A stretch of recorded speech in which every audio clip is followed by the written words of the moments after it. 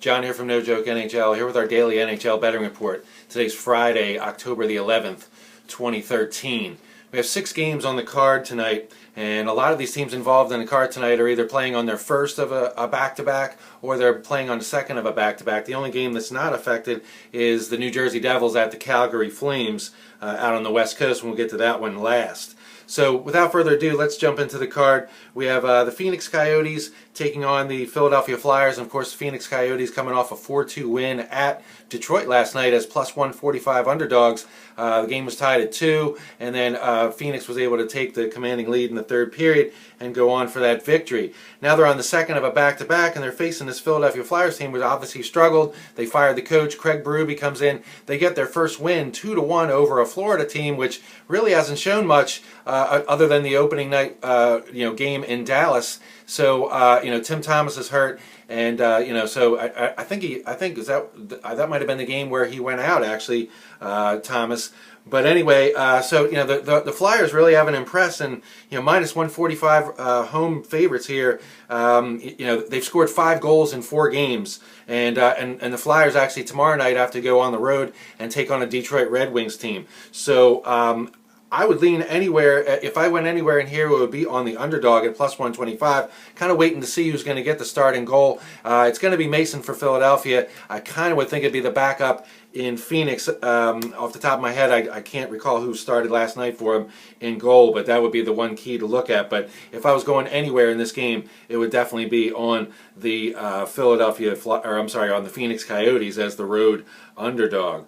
Moving on to the next game, 3 and 4, we have LA Kings at the Carolina Hurricanes. And Carolina Hurricanes, of course, last night getting a 3-2 victory in Washington. Really lucky to get that win. They went ahead with a key goal in the third period to take the lead 3-2. And Capitals pretty much threw everything in the kitchen sink at them at the very end of the game and just couldn't get it done. And Carolina gets away with the 3-2 win, much to the chagrin of my play last night, as I had the Capitals in part of a parlay in which, believe it or not, all 3 games lost on the parlay. I also had the Capitals to go to overtime, and like I said, that flurry at the very end was certainly going to light up the bankroll at plus 310. I actually would have made a little money last night instead of losing 2.9 units going 1 and 4. So the Kings, of course, played okay. They've had 2 losses. Jonathan Quick has been not at his normal self basically this year so far. So it'll be interesting to see what happens here. Carolina Hurricanes went with Khudobin last night in Washington, so that means maybe Cam Ward tonight. But again, they haven't made an announcement yet. They might roll Khudobin again because Cam Ward has not been stellar. Of course, Cam Ward getting long in the tooth in this league. Moving on to the next game, we got Pittsburgh Penguins who are starting their backup goaltender, and to be honest with you, I don't even have his name, but Marc-Andre Fleury is going to sit. He's going to get the start tomorrow at Tampa, and they're going to go with the backup tonight. Of course, they're facing this Florida Panthers team. It's going to be Backstrom in net for them, as Tim Thomas went out with an injury the other night. And so, like I said, this Florida team's been pretty hapless after that opening night win in Dallas, after their opener win. I can't say anything. After their opening win in Dallas, they've basically been bounced all over the rinks,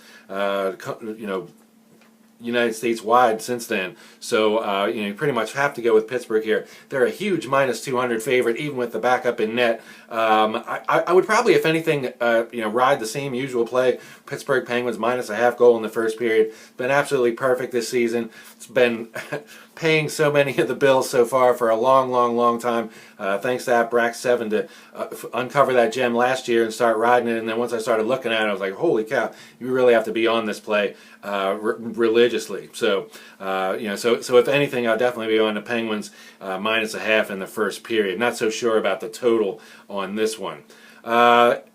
Game 7 and 8, New York Islanders at the Chicago Blackhawks. And the New York Islanders actually play tomorrow night at Nashville after this game in Chicago. And Chicago's going to play, or they're going to host Buffalo.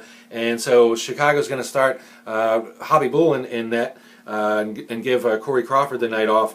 And this is one move that the Blackhawks made in the offseason. I mean, they got rid of Emery, or Emery signed as a free agent. I can understand that, but to bring in Hobby Bullen as a replacement for him, in essence, really is a step down. And so I kind of look for the Blackhawks to not be very good when Hobby Bullen's in net. I mean, maybe they'll play a little better in front of him. I don't know, but Hobby Bullen definitely, didn't have a great year last year. Of course, he was playing with the Edmonton Oilers, but still, I mean, this is Hobby Bullen, and so the Islanders, of course, been lighting the lamp a lot, scoring a ton of goals, 4 to 5 goals a game so far, and I think they're ready to come in here and basically test the waters and see just how good they feel they are. And so I kind of think the Blackhawks are up against it. The line on the Islanders plus 145. The Blackhawks are minus 165 favorites. And so I would probably lean the Islanders here, and matter of fact, I probably am going to be down on the Islanders, maybe in regulation, or maybe a line that I looked at that made a lot of sense. Islanders over their team total of 2.5 at minus 105. That seems like a solid play for sure.